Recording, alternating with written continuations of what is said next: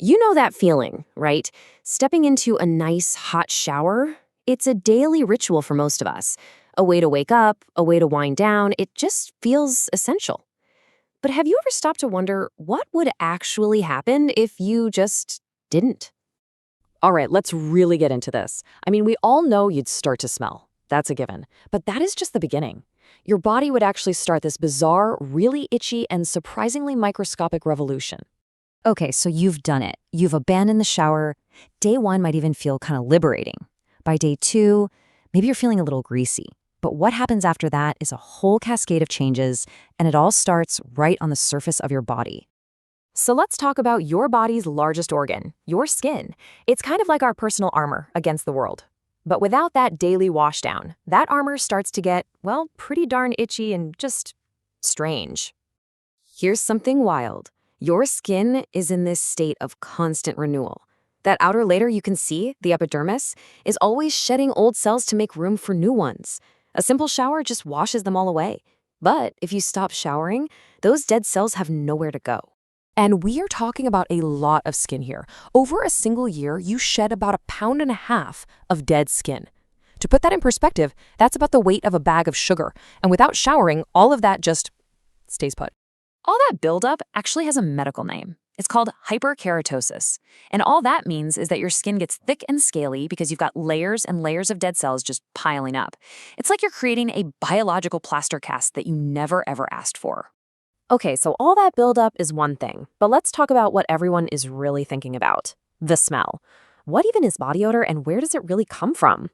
Believe it or not, you actually have two totally different kinds of sweat glands.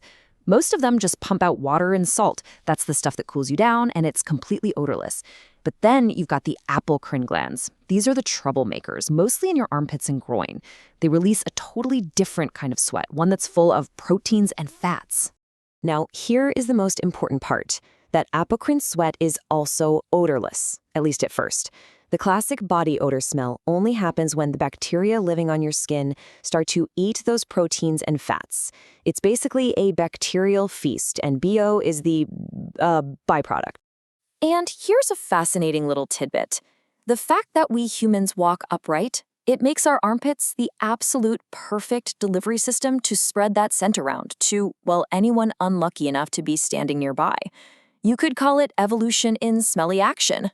So things are already itchy and smelly. But oh, it gets worse. By not washing, you're not just letting the bacteria have a little feast. You're creating a perfect 5-star resort for them to thrive in. I mean, think about it. If you're not washing your body, you're probably not washing your clothes either, right? So all that bacteria, all that sweat and dead skin gets trapped in the fabric, and it's held right up against your body, creating this warm, moist, perfect little habitat for them to multiply like crazy. And if you want to know just how bad it can get, look at the studies on unwashed pants.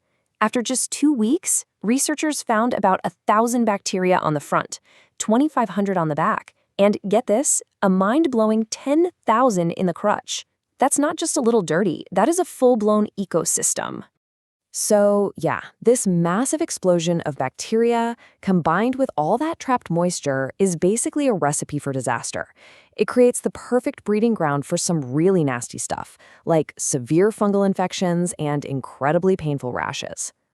Okay, our little experiment is officially over. Let's all step back into the shower because the consequences of going without are, well, they're pretty clear. So just to recap this whole journey, skipping the shower leaves you covered in a thick, gross layer of dead skin, you're radiating an intense odor, and you're growing aggressive colonies of bacteria that put you at a really high risk for infections. It's safe to say you should probably keep washing.